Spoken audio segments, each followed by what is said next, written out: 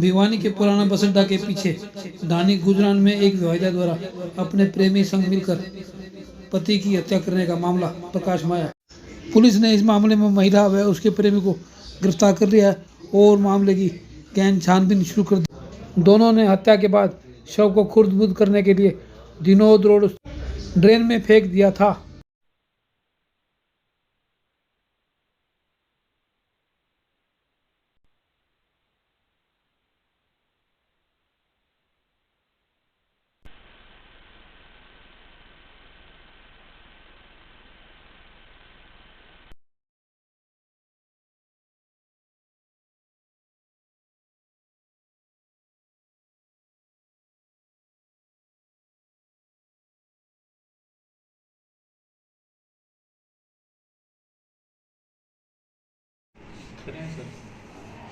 जी sir, क्या sir पूरा मामला है, बात करें। ये 28/3 को हमें एक डेड बॉडी मिली थी विनोद गंदानाड़ा के पास।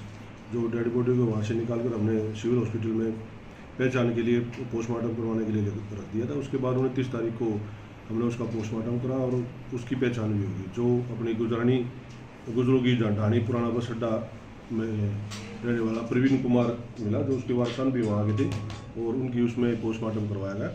पोस्टमार्टम करवाने के बाद उसकी जो डॉक्टर से विशेष रिपोर्ट वो हमें भेजी गई। उसके बाद इनके परिवार वालों ने शक जाहिर किया और हमें कंप्लेंट दी कि हमें डाउट है कि हमारी इस जो मृतक है इसकी पत्नी व इसके एक साथी ने इसका मर्डर किया है। जिस उसमें उन्होंने कुछ अपनी एविडेंस भी दी, जिस पर हमने तफ्तीश की और तफ्तीश के दौरान ये चीज़ें सामने आई कि भी ये जो घटना है इनके द्वारा ही घटना घटित की गई है। सभी मर्डर किसने और कैसे किया? मर्डर जो है जो मृतक है उसकी पत्नी और उसका साथी है सुरेश, उसके उनके द्वारा किया गया था। और 25-26 की रात को इनका आपस में पति पत्नी का झगड़ा हुआ था। जो उसने अपने साथी सुरेश जो भिवानी में ही रहता था उसको टेलीफोन करके बुला लिया और उसके आने के बाद ही इन्होंने इस घटना को अंजाम दिया। सुरेश से जो आरोपी पत्नी उसका क्या लिंक था, कैसे लिंक हुआ? ये आपस में यूट्यूब पे जो पारिवारिक हरियाणवी नाटक है उस पर काम करते थे और उसी दौरान इन दोनों की जान पहचान हुई थी और तभी से इनका तालमेल है। तो सर मर्डर की नौबत की वजह क्या है? मर्डर की जो हमारी इन्वेस्टिगेशन के दौरान पूछताछ के दौरान यही सामने आया कि भाई इन जो पति पत्नी का जो झगड़ा रहता था कि भाई वो इस यूट्यूब चैनल पारिवारिक चैनल पे काम करती थी, उस पर ही इनकी आपस में कहा सुनी तो में रहती थी।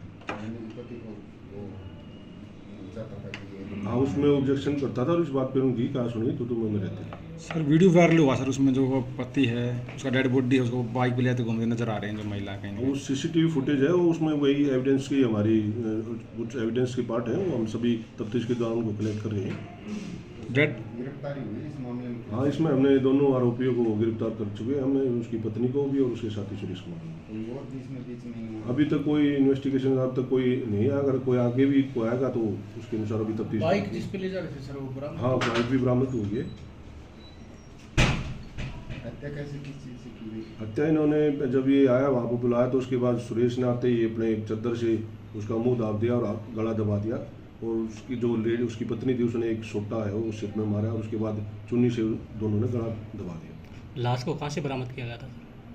लाश तो वहीं डेड बॉडी तो वहीं मिली थी, नाले में वहीं डाल के आए थे। लेकिन उस टाइम तो परिवार वालों ने कोई कार्रवाई नहीं करवाई। नहीं, उस टाइम भी बाद में उन्होंने शक जाहिर किया कि इनके आपस में उनको डाउट होगा तो उसी पे उन्होंने शक जाहिर किया, तब उसी के बाद ये उन्होंने कंप्लेंट फाइल करी। सुरेश के और इनके रीना के कोई संबंध आपस में एक दूसरे के साथ ही रहते थे।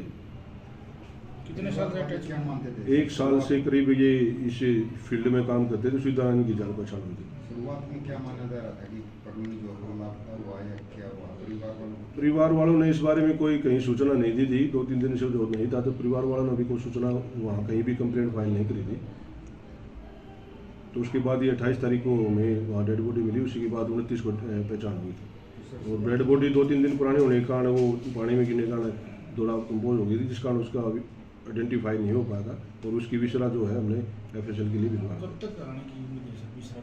जल्द से जल्द जितनी जल्दी रिपोर्ट आ जाएगी उसके बाद ही पता चल। शुरुआत में कैसे पता चला कि ये पत्नी आरोपी हो सकती है? इनके घर वालों ने ही डाउट था कि जो परिवार में ही पता चल जाता है भी जो उसका आना जाना व्यवहार जो 1 साल से बाहर ही रहती है, अक्सर कभी कभी घर पर आती थी, उसी दौरान उन्होंने डाउट था और कुछ एविडेंसेस जो उन्होंने दी थी उसके आधार पे शक हुआ, जिस आधार पे उन्होंने कंप्लेंट फाइल की और आगे कार्रवाई। आरोपी सुरेश को कहाँ से गिरफ्तार किया? ये तो सब से बता रहे हैं कि ये हासी का यूट्यूबर है। हाँ, रहने वाला अच्छी का है प्रेमनगर।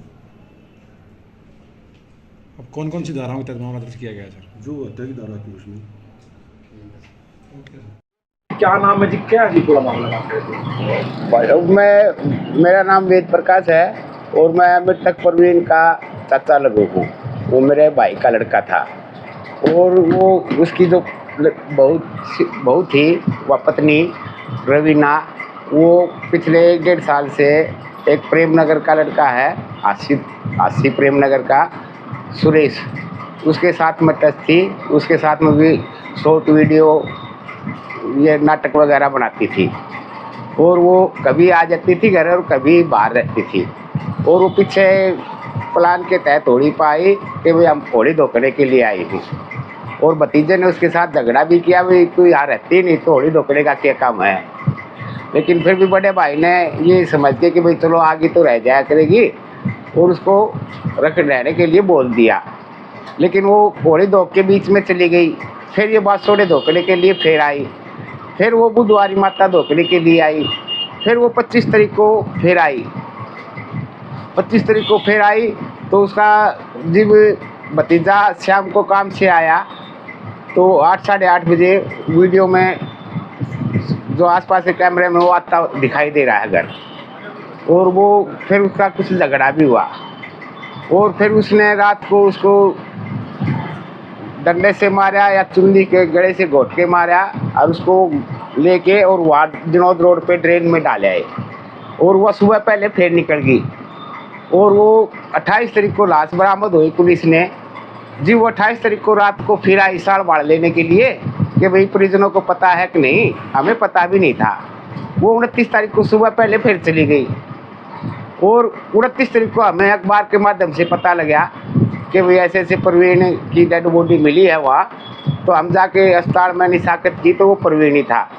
और पुलिस ने तो 174 के तहत कार्रवाई करके और पोस्टमार्टम करवा दिया के लाश स्कूल कर दी थे, हमने अंतिम संस्कार कर दिया। लेकिन फिर हमें शक हुआ, फिर हमने आसपास की सारी CCTV कैमरे खंगाले तो उसमें प्रवीण आता तो दिखाई दे रहा है शाम को 8:30 बजे, लेकिन वो जाता नहीं दिखाई दे रहा।